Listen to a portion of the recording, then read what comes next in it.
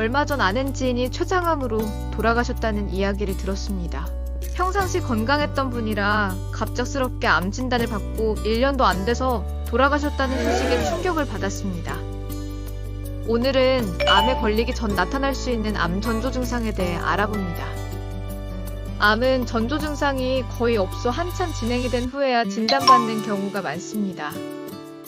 초기에 발견하지 못하고 이미 진행된 암의 경우 조기 암에 비해 그 예후가 현저하게 좋지 않습니다. 따라서 암의 조기 발견은 중요하고 사소하지만 이전과 다른 증상이 있기 때문에 그것을 유의해서 살피면 암의 조기 진단에 도움이 될 수 있습니다.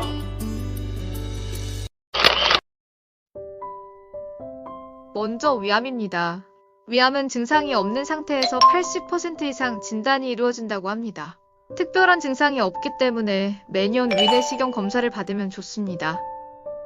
위암의 전조 증상에는 상복부의 불쾌감, 팽만감, 통증, 소화 불량 등이 있습니다. 저와 같이 만성 위축성 위염이 있는 사람은 위암 발생 위험이 높기 때문에 평소 짠 음식이나 탄 음식을 먹지 않도록 조심해야 합니다.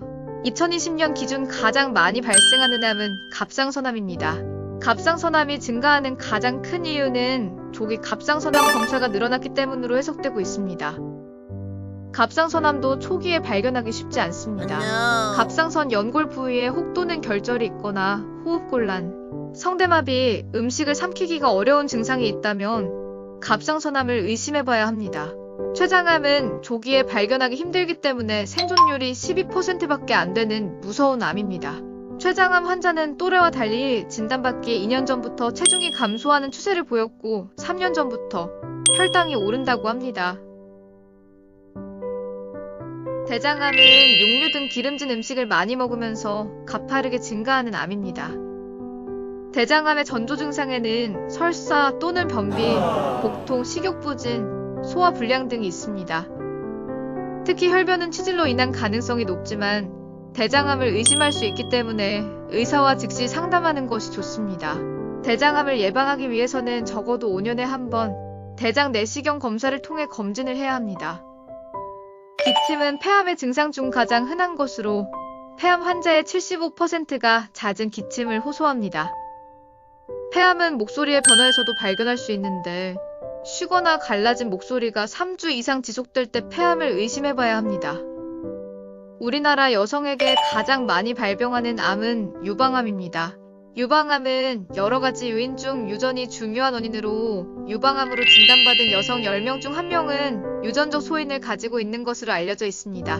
가장 흔하게 나타나는 증상은 만져보았을 때 느껴지는 단단한 멍울입니다.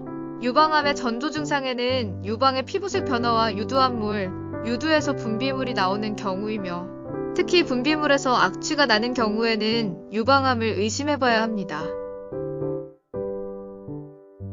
자궁경부암의 의심 증상으로는 원인을 알 수 없는 다리 통증과 부기가 있습니다.